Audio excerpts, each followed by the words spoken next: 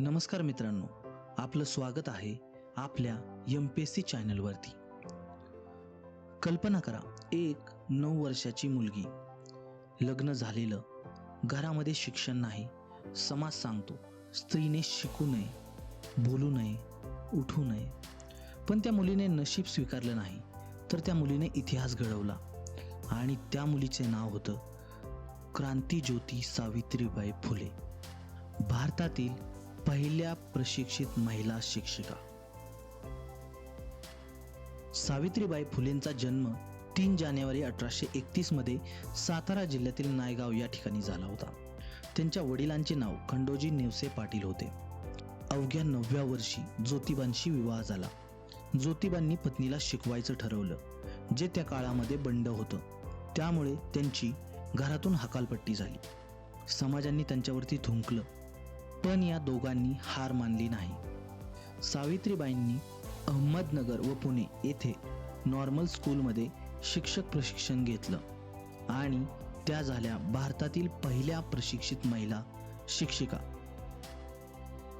रोज सकाळी सावित्रीबाई शाळेकडे निघायच्या। रस्त्यावरती उभ्या असणाऱ्या तथाकथित सुसंस्कृत लोकांची टोळी, त्यांच्याकडून दगडे येत, शेण येत, शिव्या येत, परंतु त्या कधी थांबल्या नाहीत। त्यांनी एक नाही तब्बल 18 शाळा काढल्या, मुलींसाठी, विधवांसाठी, अस्पृश्यांसाठी।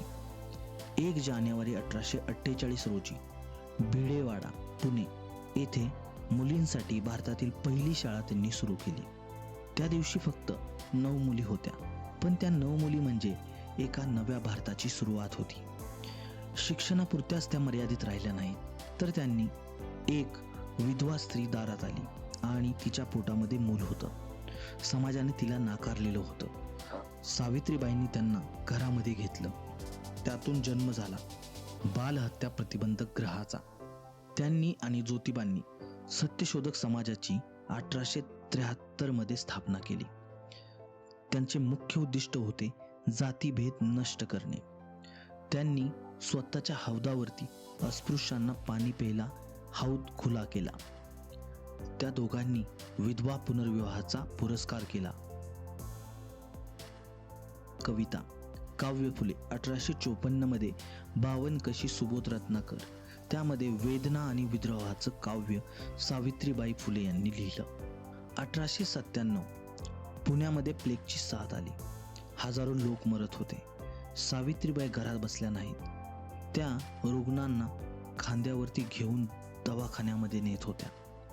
एक आजारी मुलाला उचलताना त्यांना प्लेगची लागण झाली आणि 10 मार्च 1897 मध्ये त्यांचा मृत्यू झाला।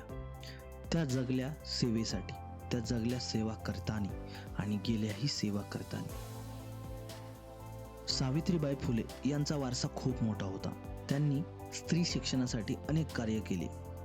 त्यामध्ये पुणे महानगरपालिकेने 1983 मध्ये त्यांचे स्मारक तयार केले।